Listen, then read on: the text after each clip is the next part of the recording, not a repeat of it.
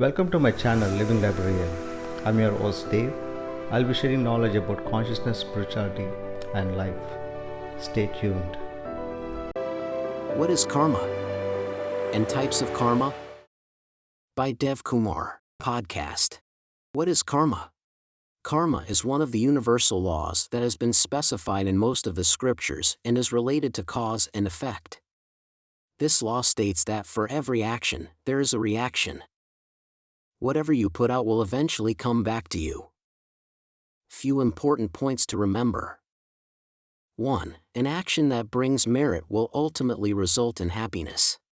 Action that brings demerit will result in sadness. 2. It is possible to create karma through the mind by expressing free will. 3. Karma is not a punishment. Suppose, if there is no judgment about your thoughts or your actions, whether they are good or bad, then you wouldn't seek a reward or punishment for the act. Karma merely provides you the opportunities to gain more understanding by experiencing both sides. 4. No one can escape from the law of karma. It applies to everyone as long as they are on the physical plane. 5. One of the spiritual masters used to say that if you have been born as a human, then you have both good and bad karma. If you had only good karma, then there are other places to stay, such as heaven. Whereas if you had only bad karma, then there are other places, like hell, in the lower astral plane. 6. The law of karma applies to the physical, astral, and mental bodies but not to the soul. The soul is always free from karma. 7. Karma is created only in human life, and there are many ways to lessen it, either through events, meditation, etc. You would do this in the physical, astral, and mental planes. Types of karma. Kriyaman Karma. Karma that you create in this life through your choices, i.e. through free will. It's the only way to make Kriyaman Karma.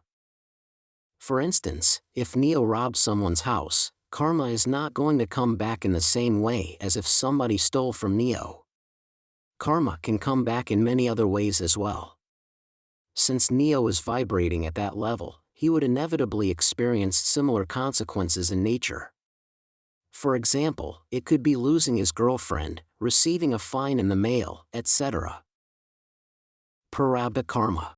A portion of karma is allotted to this life based on past acts done in previous lifetimes, a subset of reserved karma. It's an event happening without choice. For example, Nancy is emitting positive vibes for a while. She is always happy, helps people, and loves her job. However, Nancy had a car crash while commuting to work. The question arises, why did she create an event like that even though she was emitting good vibes and didn't choose any of it? This is due to Prarabdha Karma that she has taken into this life to clear it out based on actions performed in previous lifetimes. Sankita or reserved karma. The accumulation of karma is set aside for allocation in a series of lifetimes. For example, suppose Arun takes $10,000 from Neil and intends to return it in a year. Suddenly one day, Neil dies and now Arun is not able to pay him back in this life. Therefore, the payback to Neil may go into Sankita or reserved karma. How to release karma. 1. The law of karma is applicable as long as you are in the physical world. To escape karma, you have to go within and beyond the mind to identify yourself as the soul and operate from that level without attachments to the physical world. This leads to karma not affecting those who have mastered it. 2. Life always provides you an opportunity to make choices, and the choices that you make out of pure motives, love, and compassion instead of fear, hate, or anger will lead to balanced karma. 3. A perfect living master can help. Any new actions performed in the name of the master will not be binding. Since the masters are karmaless, their actions are not binding to them and they operate from the totality of consciousness. So, the only leftover is reserved karma, which the master will take some upon themselves.